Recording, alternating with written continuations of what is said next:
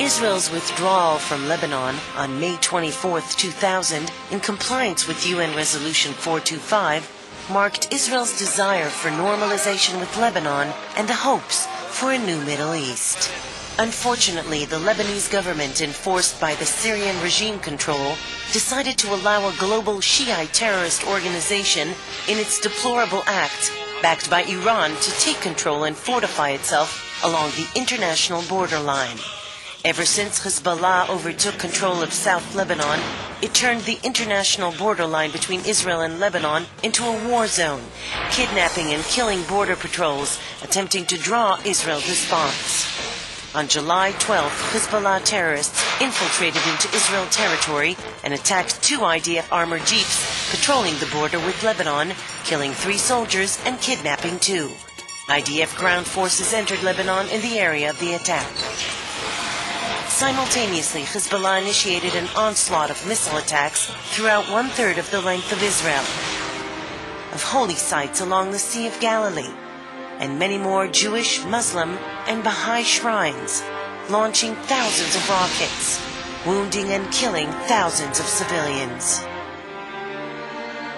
The Katyusha missiles land next to you, almost everywhere. It's like in the movies. The Katyusha flew over me. I thought it was a black dove. Suddenly I heard a shriek, and that was it. Whoever wants to stay alive should stay under shelter.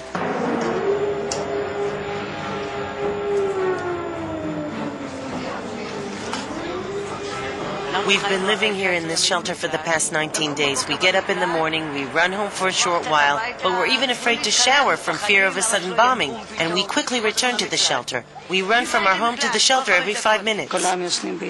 We all sleep together, play together. I keep searching to see where my kids are. My family's in Lebanon. My son, too. Israelis living in the north of Israel struggle to survive under the constant fire of shells at their homes. Most residents fled to temporary refugee camps set up in the south of the country. You sleep in a tent with 300 people, you feel like a refugee. Everyone here is a refugee. I am from Tiberias. I left Sderot due to the Qassam shells shot at us from Gaza. I didn't have the time to get organized, and suddenly a rain of Katyushas hit us. I said to myself, that's it. Tiberias is being hit. It came as a shock or in a boom, just like a Katyusha, as they say. Nothing is safe anymore, nothing.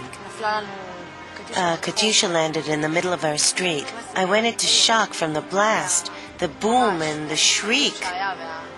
It was distressing. From that day onwards, I took off and came here.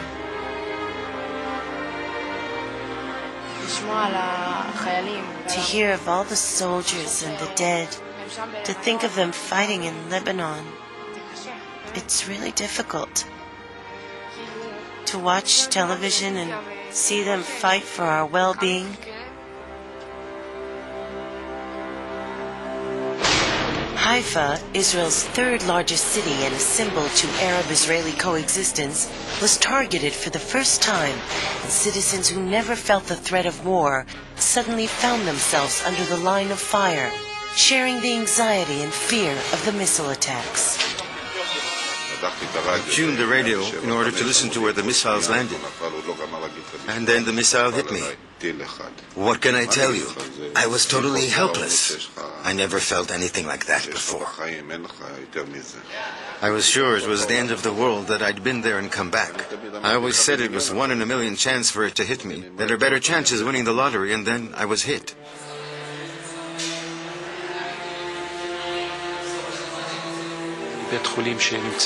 This hospital is under fire.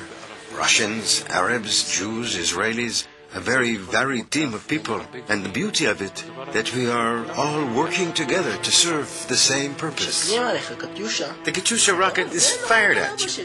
And you know, it lands on your father and your mother. And the whole state of Israel sits on your shoulder. Because we must put a stop to it. My feeling is like I am protecting my home.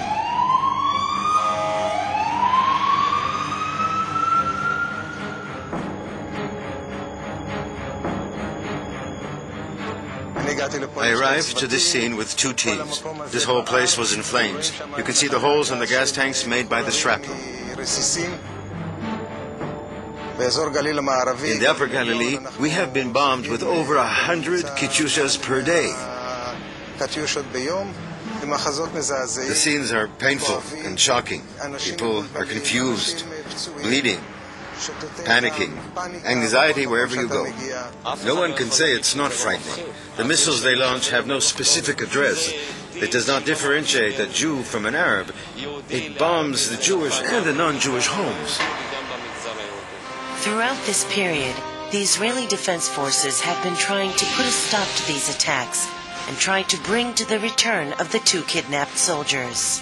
There are no winners in the war. We are all losers. I wish for there to be peace in the Middle East. I hope the next generation will not hear the word combat. May we return home safely. As Gandhi once said, there is no path for peace. Peace is the path.